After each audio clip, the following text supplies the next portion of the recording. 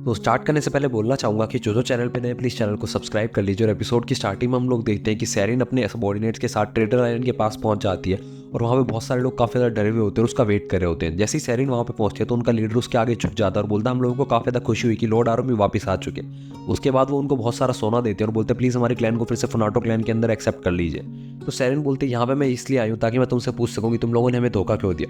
तो लोग बोलते हैं धोखा, और हम लोग तो आपको कभी धोखा दे ही नहीं सकते, हम लोग तो ऐसा सोच भी नहीं सकते, हम लोग लॉर्ड आर्मी के लिए लॉयल है। तो सेरिन बोलते हैं जैसे ही मेरे फादर को 5 साल पहले गिरफ्तार किया गया था तुम लोगों ने सबने हिडन मिस वालों के साथ हाथ मिला लिया और हम लोग उनके लीडर को मार देती है और बोलते हैं इस बार तुम्हारा कोई भी एक्सक्यूज नहीं चलेगा। वहीं दूसरी तरफ हम लोग देते हैं एक आधा बोल्टो वगैरह की शिप पे काम कर रहा होता है और उसका एक्सटीरियर को ठीक कर रहा होता है। तो ये वहाँ पे मास्टर काजी की आते हैं और बोलते हैं तुम्हारी स्किल्स काफ़ी ज़्यादा बेटर हो चुकी हैं, एक आधा तुम काफ़ी अच्छे शिप बिल्डर बन सकते हो। तो एक आधा की गालों पे ब्लश आ जाता है, वो बोलता है क्या सच बोल रहे हो आप, और वो काफ़ी ज़्यादा खुश हो जाता है। तभी बोल्टो आता है और एक आधा से पूछता है कि शिप में कितना टाइम लगेगा। तो एक आधा बोलता है शिप की वाटर प्रूफिंग बची हुई है, 2-3 दिन के अंदर तुम्हारी शिप चलने लायक हो जाएगी। तो बोल्टो बोलता है थैंक्स टू यू, तुमने और बॉस काजी ने हमारी काफ़ी ज़्यादा मदद की, इसलिए शायद हम लोग वापस घर जा पाएंगे जल्दी। तो हम लोग एक आधा बाद में बोल्टो को बाहर ले जाता है और सी फूड खिलाता है, स्क्विड क्रैकर। तो बोल्टो बोलता है तो काफ़ी ज़्यादा टेस्टी है। तो एक आधा बोलता है ना मैं चाहता हूँ कि बाहर के सारे जो आइलैंड के लोग हैं वो भी इसको टेस्ट करें और जाने कि बाहर के आइलैंड्स में क्या क्या चीज़ें होती हैं, इसलिए मैं चाहता हूँ कि मैं बहुत सारे शिप्स बनाऊँ और बॉस के साथ रह के शिप बिल्डिंग वाला काम सीखूँ। तो बोल्टो बोलता है कोई टाइम पे जब तुम अपनी शिप बनाओ तो खुद आना मेरे घर पर और ये डिलीवर करके जाना। उसके बाद हम लोग होते हैं वो खुशी खुशी हंसी मजाक के साथ खाना वाना खाते हैं और सोने चले जाते हैं। वहीं दूसरी तरफ हम लोग देखते हैं बुंटान वगैरह बैठे होते हैं और बुंटान बोलती है कि थोड़े टाइम बाद हमारी शिप ठीक हो जाएगी और हम लोग वापस पहुंच जाएंगे। तो क्यों बोलता है फिर से हम लोगों को उस प्रिजन में जाना होगा और फिर से वही लाइफ बितानी होगी। तो हिबिची को बोलती है शायद हमारी लाइफ जो है इतनी देर तक प्रिजन में ना बीते, शायद हम लोगों को जल्दी छोड़ दिया जाए क्योंकि हम लोगों ने इनकी कितनी ज़्यादा मदद करी है। वही दूसरी तरफ हम लोग देखते हैं बोल्टो सपने देख रहा होता है स्क्विड क्रैकर्स के, उसकी आंखों में आंसू आ जाते हैं। तभी हम लोग देखते हैं जो एक आधा होता है वो अभी भी उनकी शिप के ऊपर काम कर रहा होता है पेंटिंग वगैरह वाला। तभी उसको आवाज़ सुनाई देती है जो कि उसकी बहन की आवाज़ होती है और उसकी बहन बोलती है तुम काफ़ी ज़्यादा अच्छे शिप बिल्डर बन चुके हो मुझे लगता है। और हम लोग देखते हैं उसकी जो बहन होती है वो और कोई नहीं बल्कि सेरिन ही होती है जो कि फनाटो क्लैन की मेंबर है। तो वो एक आधा को बताती है कि फादर वापस आ चुके हैं। तो एक आधा बोलता है कि हाँ र्यूमर्स यहाँ तक पहुँच चुके हैं, मुझे सबके बारे में पता था। तो सेरिन बोलते हैं कि अब मैं चाहती हूँ कि तुम वापस आ जाओ, तुम्हारी हम लोगों को ज़रूरत है। तो कादा बोलता है कि मैं जिस हालत में अभी हूँ मैं तुम्हारी कुछ भी मदद नहीं कर सकता अगर मैं तुम्हारे साथ वापस भी चला जाऊँ। तो सेरिन बोलते हैं तुम किस हालत में की बात कर रहे हो, तुम्हारे पास पावर है सी ड्रैगन की जैसे कि फनाटो क्लैन के सब मेंबर्स के पास होती है। तब लोगों को पता चलता है कुछ टाइम पहले सेरेमनी हुई थी जिसके अंदर उसके जो फादर होते हैं वो सबकी पावर्स का पता लगा रहे थे। तो सबसे पहले इकादा की पावर का पता लगाया गया था। तो हम लोग देखते हैं इकादा उस टाइम बच्चा था और वो काफ़ी ज़्यादा डरा हुआ था। तो इकादा को मजाक उड़ाते हुए तेनमा बोलता है कि कितना ज़्यादा डरा हुआ है, ये सच में फनाटो क्लैन का मेंबर है भी या नहीं, कितना ज़्यादा कॉवर्ड है। तो हम लोग देखते हैं इकादा के फादर यानी कि आरुमी ने उसको फेंक दिया था नदी के अंदर और बोला था कि तुम अपनी पावर का पता लगाओ। तो हम लोग देते हैं तेनमा बोलता है कि काफ़ी देर से वापस नहीं आया, कहीं ये मर तो नहीं गया। तभी हम लोग देते हैं अचानक से समुद्र की लहर आती है जो कि इकादा को वापस ऊपर छोड़ देती है पत्थर के ऊपर।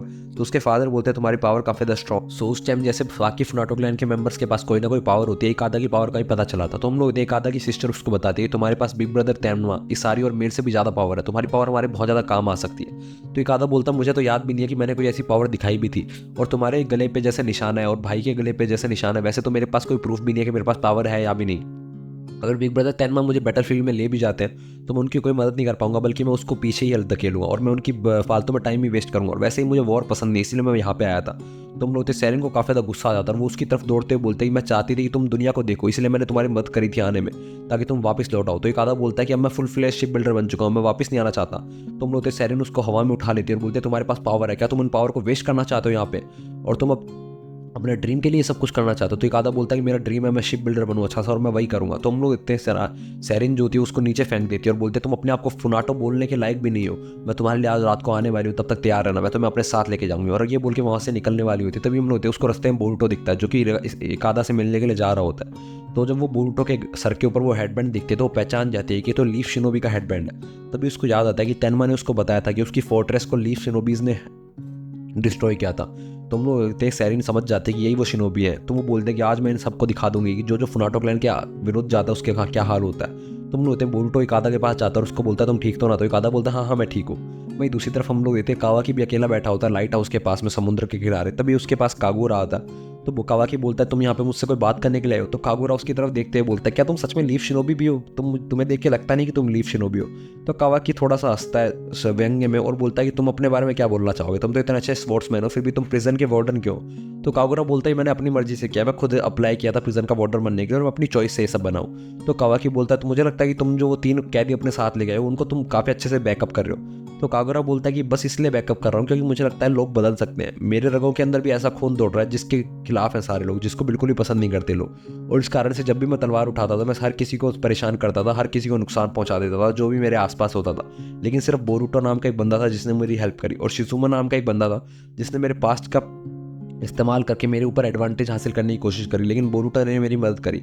और मैं इन तीनों बंदों के लिए ऐसा बनना चाहता हूँ जैसा बोरुटो मेरे लिए था। मैं भी इनकी मदद करना चाहता हूँ इनको चेंज करने के लिए, जैसे कि बोरुटो ने मुझे चेंज किया। तभी हम लोग वहाँ पे शारदा आ जाती है और बोलती है लैंड ऑफ वाटर से एक मैसेज आया, इसके अंदर क्या लिखा हुआ है। तो हम लोग कागुरा उस मैसेज को पढ़ता है और बोलता है कि हम लोगों ने इन्फॉर्म किया था सब लोगों को कि हम लोग शिप से वहाँ पे आने वाले हैं, और हम लोगों ने बुंटान वगैरह के बारे में बताया था कि उन लोगों ने हमारी मदद करी है, तो उन लोगों की सज़ा कम की गई है, सिर्फ 3 साल।